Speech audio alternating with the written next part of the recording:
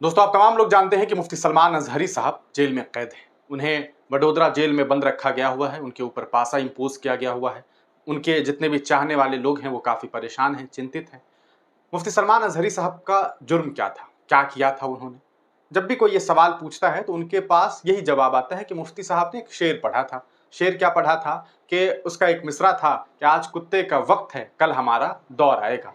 कौन कुत्ता, किसके लिए कुत्ते शब्द का इस्तेमाल किया गया, कोई भी बात डिफाइन नहीं है कि किसके लिए ये बात कही गई थी। हाँ, अगर उनके स्पीच के पर्सपेक्टिव को देखेंगे कि उन्होंने किस मरहले में किस बात को लेकर के, कौन से मामलात को लेकर के उन्होंने बात कही थी, शेर पढ़े थे, तो वो इजराइल और फलस्तीन को लेकर के कहा था। तो हो सकता है कि ये कुत्ता इजराइल की हुकूमत के लिए हो सकता था, ज्यादा से ज्यादा डिफाइंड अगर करेंगे ऐसे तो, लेकिन कुछ लोगों ने उसे अपने ऊपर ले लिया और उनके ऊपर एफआईआर दर्ज करवा दिए गए। मुफ्ती सलमान अजहरी साहब को 3 अदालतों के चक्कर काटने पड़े, तीनों जगह उन्हें बेल मिल गई, तो उनके ऊपर वहां जूनागढ़ के कलेक्टर साहब ने जो है वो पासा इम्पोज कर दिया गया और इसके तहत अभी वो जेल में कैद हैं।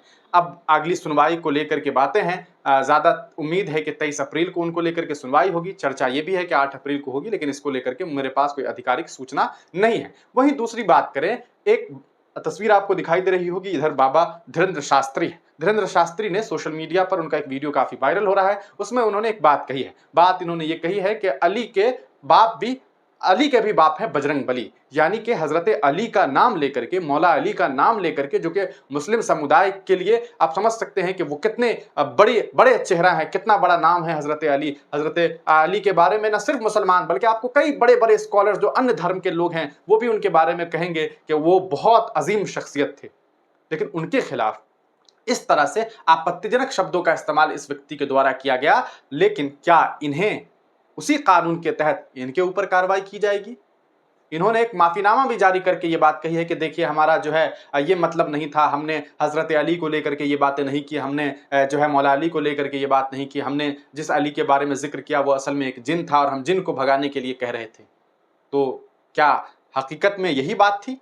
क्या ये पर्सपेक्टिव था उस वीडियो का? जिस तरह से आपने मुफ्ती सलमान अजहरी के वीडियो से पर्सपेक्टिव निकाल लिया, जहां से कोई पर्सपेक्टिव बन भी नहीं रहा है। न कोई नाम, न कोई धर्म, न कोई मजहब, न कोई जात, न कोई कह सकता है संप्रदाय का जिक्र उन्होंने किया, लेकिन इन्होंने बाज़ाब्ता एक नाम का इस्तेमाल किया और इनके कहने के अंदाज से और इनकी बात के तरीके से ये बात लोगों को समझ आई कि इन्होंने मुस्लिम समुदाय के एक अजीम शख्सियत को लेकर के इतनी बड़ी बात कही और इन्हें अब अरेस्ट करने की जो है मांग की जा रही है। लेकिन क्या वही कानून व्यवस्था जिसने मुफ्ती सलमान अजहरी साहब को एक शेर पढ़ने के लिए गिरफ्तार कर लिया, उनके ऊपर पासा इंपोज किया गया, क्या वही कानून व्यवस्था इनके ऊपर लागू होगा? क्या इनके ऊपर कार्रवाई होगी? ये सबसे बड़ा सवाल है। आप तमाम लोग क्या सोचते हैं? कि आपको लगता है कि धीरेन्द्र शास्त्री जैसे व्यक्ति के ऊपर, जिन्होंने मौला अली का अपमान किया है, क्या ऐसे व्यक्ति को जेल में कैद नहीं किया जाना चाहिए? और क्या जितने भी मुस्लिम तंजीमें हैं, अलग अलग ऑर्गेनाइजेशन हैं, क्या उन तमाम लोगों को इनके ऊपर एफआईआर दर्ज नहीं करना चाहिए? इस पर आप तमाम लोग क्या कुछ सोचते हैं? अपनी राय कमेंट सेक्शन में जरूर दीजिएगा। मुफ्ती सलमान अजहरी साहब को लेकर के अभी लेटेस्ट कोई अपडेट खास नहीं है।